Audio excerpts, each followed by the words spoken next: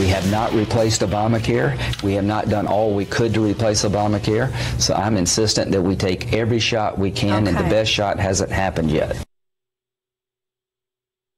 Well, there's Senator Lindsey Graham not giving up on health care, supposedly, although now in Washington these days, everybody's talking about tax reform and budgets and everything, it seems like, except health care. So we'll talk about that a little bit this hour. A little bit later, we are going to talk about, we're going to switch gears a little bit. We'll talk about Lambert Airport, this ongoing negotiation to force Uber and Lyft to pay access fees, pick-up, drop-off fees, and then like a $15,000 payment for the right to deliver customers to the airport. Seems a little ridiculous to me. We're going to kick it around with the folks from the Show Me Institute. We'll also talk about the new trolley over in the Loop. Not that it's up and running yet, but apparently they've had a little shortfall in cash, and they just need, another $500,000 or so to get it done. They're going to come back to the county looking for that money. So we'll talk to the folks from Show Me about that as well, and also one of our county council representatives on whether or not that money is going to be forthcoming anytime soon. Right now, we're fortunate to be joined in the studio by Congressman John Shimkus from Illinois. Congressman, how are you? Mark, great day. Beautiful out there. Sunny, isn't it nice? Cool. Yeah, Gosh, a little cool. It's kind of like the fall. Hard to believe it's early August, huh? That's right. You don't normally get weather this good during your recess, huh? Absolutely not. 90 degrees and 90% humidity, so we should appreciate the change in weather. I think the last time I saw you was at the airport in Washington Reagan, wasn't it? And I think it was we were 90 coming back. degrees and 90% humidity there. That's right. It was pretty hot. So are you feeling the heat on healthcare? I mean, have you heard any feedback from your constituents on this? Well, there's disappointment. I mean, the House, it was hard for us. We got it through. So, but there's frustration out there. That's safe to say. And then the question is, what's next? The real big problems. I mean, there's numerous. One is the 7% that are involved in the individual market. So if you have to buy your own insurance, this healthcare law is not good for you. You pay more, you get less, you're forced to buy something you can't use, and those people are screaming. And if you see the quotes of projected increases, and that's assuming that we, the government, will subsidize these insurance companies to keep their increases just somewhat acceptable. And I don't even know what that is. So that's the biggest problem. The second problem is Medicaid itself, that it's incentivizing. But here we're schizophrenic in this because Missouri didn't expand. Right. So you're kind of in. Missouri's not in this debate. Illinois did. And with the Obamacare Medicaid expansion, what it did was say the federal government was going to pay 90-10 to the healthier poor, the able-bodied poor, but we're only going to spend in Illinois 50-50 for the poorest, the disabled, and they're only going to get a 50-50 share. Illinois thought that was a good deal, but Illinois is broke. The federal government is $20 trillion in debt. So those are the two things that have to be fixed. Now, do they have to be fixed all at once? I think the individual insurance market is the biggest problem that we have to address, and hopefully we will. I just have to ask this. When you go to Washington, D.C., is it like walking into like a parallel universe that you'd see on the Twilight Zone? Because we sit back here in St. Louis, and I watch what goes on up there, and I see people like Dick Durbin and Maxine Waters and Nancy Pelosi get on a TV camera and look at square in the lens and say these Republicans are forcing draconian cuts on Medicaid. And then Mick Mulvaney comes out and says, you know what, we're not cutting a dime of actual year-over-year expenditures for Medicaid are going to go up every year under this plan. But the Democrats can look into the camera and claim that they're draconian cuts. How does that happen? Yeah, it's the vantage point that you're looking from. Remember, these folks are, the great thing about going to Washington, there's a lot of things I appreciate is that you have the whole diversity of the country there. Listen, I can't get elected in San Francisco. Right. And Nancy Pelosi cannot get elected in Southern Illinois. No. I mean, it's just not going to happen. But we're both elected, and so we both got to work through this. Mick's right in that even under our plan, Medicaid spending was going to increase. Right. But it didn't increase as much as if you didn't touch it. So that's the debate. What's the delta? Our delta is, quote unquote, our savings. Their delta is draconian cuts. So that's just the way I guess I'm so used to seeing the optics of this that I don't. It doesn't affect I you don't anymore. bang I mean, it's my head against the wall about what people say. A reduction in a planned increase is not a cut, in my opinion, because you're still spending more next year than you spent this year. Exactly. Yeah, thank you. Yeah. Just a whole lot of common sense there that doesn't seem to translate in Washington sometimes. Exactly. So do you think now? Who do you blame for this failure in the Senate? And just be honest with me. Do you think the White House mishandled this? Do you blame, as I do, Senator John McCain and Senator Susan Collins and Senator Murkowski? Who do you think is to blame for this? For them not being able to find something 50 of them could agree on? Yeah, and the frustrating thing is this was not to pass the bill. This was just to debate and have amendments and try to finalize the bill. That's where House members' frustration is. They couldn't even get votes to say, let's now debate the bill and add amendments and have that discussion. So, but on the process, I blame the process. Remember that, and I blame Senate rules. I blame the filibuster. I blame the fact that for them to move public policy, they have to have 60 votes to close debate so they can vote on a bill.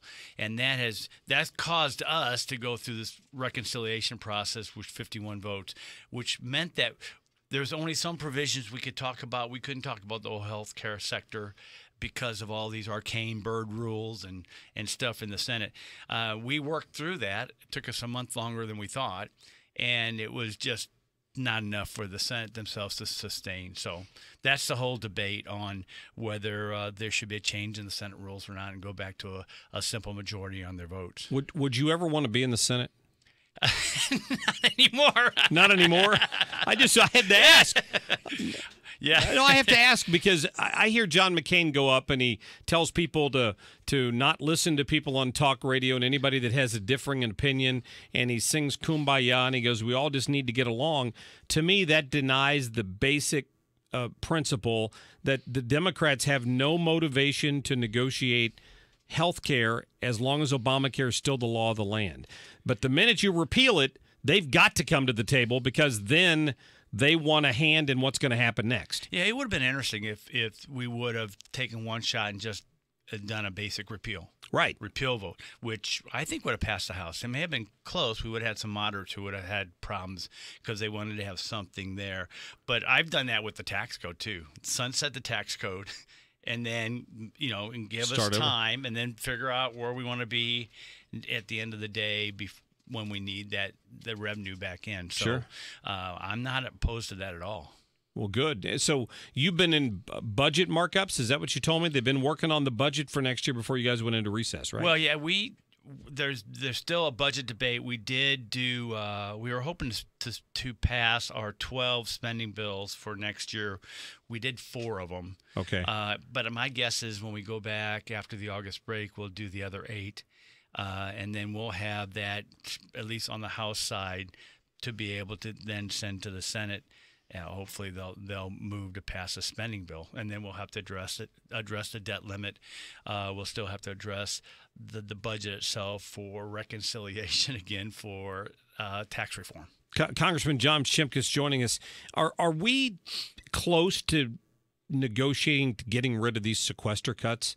I mean, they've been killing the military, and I know President Trump's budget funds the military to a greater extent, but don't we have to get rid of sequester at some point? Yeah, we're doing this little sumo wrestling match right now on how to address that, because that was all part of the raising the debt limit, the negotiations. A lot of us, if you just go back in time, it was like, oh, these cuts are going to be so egregious that surely we'll get to a reform process. And really the reform process would be touching the mandatory spending programs, which is Medicare, Medicaid, Social Security. And remember, Medicaid's one of those. Yeah. That's the whole debate. Right. If you decreased the growth in Medicaid, you then have savings. You're not cutting, but you're slowing the growth. But then, as we just saw, the liberals get all freaked out about it because they say, "Oh, you're cutting." So that's all part of this dilemma and this fight. But the budget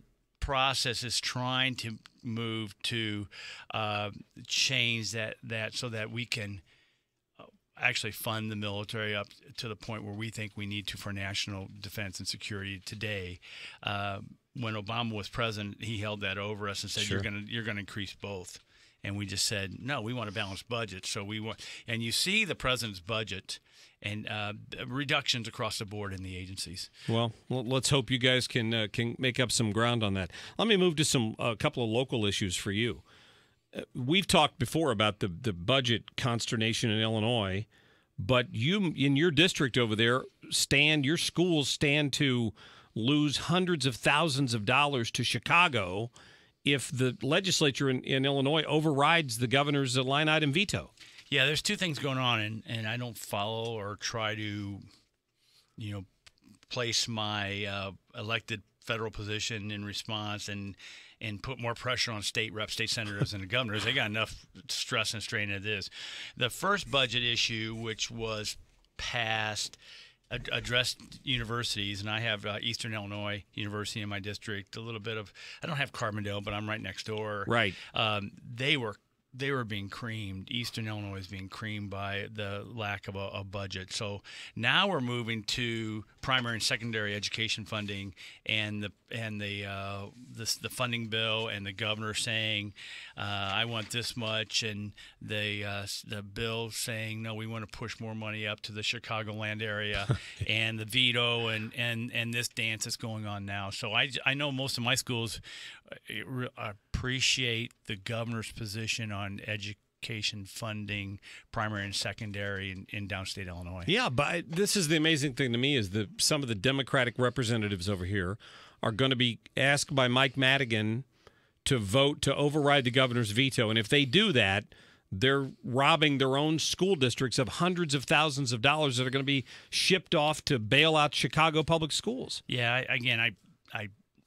I'm Come always on. cautious. Come on, hit 'em. talking into state public policy, but the way we do it, we do property taxes, and with the Constitution says that there's a portion of the state funding that needs to go to public schools, and as that has declined, it puts more pressure on the property tax structure, and it's very frustrating for the local elected school boards. Sure. To try to fund public education as they keep putting pressure on property taxes when the state decreases the amount of money. I think like 51% is supposed to come from the state, and it's way down into the 30s or the 20s now, and that means that pressure is placed on.